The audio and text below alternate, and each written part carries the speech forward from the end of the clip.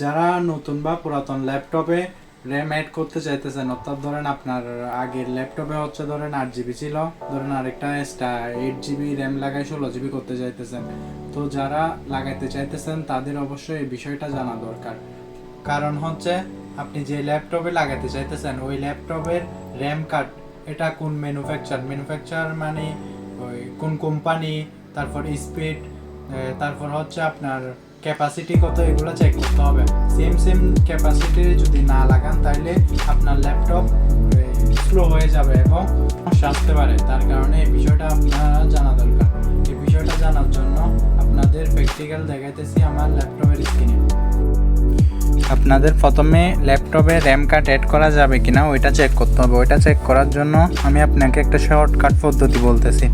Shortcut বলতে এখানে control shift ESC এটাতে ক্লিক দিবেন। এটা ক্লিক দেওয়ার পর এখানে ট্যাক্স ম্যানেজার একটা চার্ট আসবে। এখানে আসার পর পারফরম্যান্সে ক্লিক করবেন। এখানে আসার পর দেখতে পাবেন যে এটা হচ্ছে মানে আমার ইউজ কত জিবি ইউজ হয়েছে না হয়েছে এটা। এখানে আমার 7 জিবি 200 MB ইউজ হয়ে গেছে, মানে 16 জিবি থেকে।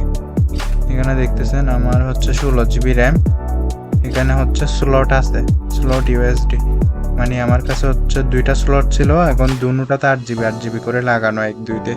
তো আপনাদের মানে স্লট হচ্ছে ধরেন এখানে 2টা লাগাইতে হবে, তা 2টা লাগাতে পারবেন কিনা না পারবেন এটা এখানে দেখতে পাবেন। এখানে মানে কয়টা স্লট ওটা দেখতে পাবেন। এখানে 2টা থাকলে 2টা লাগানো বুঝতে পারবেন, যদি একটা থাকে তাহলে একটা লাগানো আর একটা লাগাইতে পারবেন ওই রকম।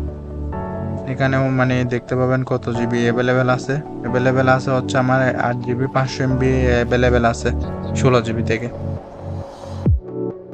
তারপর আপনারা হচ্ছে কি কোম্পানি ওটা চেক করার জন্য এখানে চার্জ বারে যাবেন। চার্জ বারে গিয়ে এখানে লিখবেন যে উইন্ডোজ পাওয়ার সেল, এখানে ক্লিক দিবেন। এখানে ক্লিক দেওয়ার পরে এরকম একটা লেখা আসবে।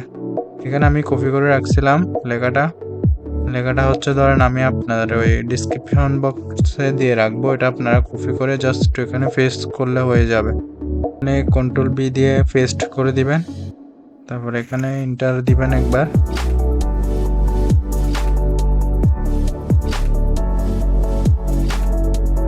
এখানে আসছে দেখতে পাচ্ছেন, এখানে হচ্ছে ম্যানুফ্যাকচার হচ্ছে আমার মানে ল্যাপটপের সাথে যেটা ছিল ওটা হচ্ছে স্যামসাং কোম্পানি।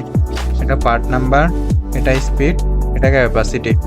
তো এখানে হচ্ছে ধরেন ক্যাপাসিটি মানে ওই জিবি কত জিবি এটা দেখায়, আর 85899 এটা মানে দুটোটা সেম দেখতেছেন। তো এখানটা মানে দুটোটা 8 জিবি তার কারণে দুটোটা সেম দেখাইতেছে। এখানে স্পিডে এসে এটা হচ্ছে 3200। তো আমার মানে আগে যেটা ল্যাপটপের সাথে লাগানো ছিল ওটা হচ্ছে 3200। এখানে আমি কয়েকদিন আগে এটা লাগাইছিলাম, এটার স্পিড হচ্ছে 2133। মানে এটা আমি আগে জানতাম না, তার কারণে মিস্টেক হয়ে গেছে, তার কারণে বর্তমানে আমার ল্যাপটপ একটু স্লো হয়ে গেছে। এখানে কোম্পানি নেম দেখতে পাবেন। এখানে আমার হচ্ছে যেটা আমি পরে লাগাইছি ওটা হচ্ছে মাইক্রো টেকনোলজি। তো মানে এটা অন্য কোম্পানির লাগাই ফেলছি, আমি জানতাম না, তার কারণে তো এই ভুলটা না করার জন্য আপনাদের এই ভিডিওটা করছি। আপনাদের আরেকটা বিষয় জানাই দিতেছি, সেটা হচ্ছে আপনারা র্যাম লাগানোর পর অবশ্যই চেক করবেন পুরা পুরাতন দিছে নাকি নতুন দিছে। ওইটা চেক করার জন্য আপনাদের হচ্ছে কন্ট্রোল শিফট ইএসসিতে ক্লিক দিবেন। তারপর এখানে আসবে পারফরমেন্স, আসবেন সেম। এখানে আসার পর এখানে দেখতে পাচ্ছেন এখানে হচ্ছে 16 জিবি দেখাচ্ছে। তো এখানেও 16 জিবি দেখাইতো, মানে আমি 2-3 দিন আগে লাগাইছিলাম, ওনারা হচ্ছে আমাকে পুরাতন ধরাই দিছে, তার কারণে এখানে 16 জিবি দেখাইতেছে না। তো আমি তো ধরা গাইছি, তো আপনারা না খাওয়া ধরা বিষয়টা আপনাদের জানাইতেছি। আই হোপ আপনারা বিষয়টা বুঝতে পারছেন।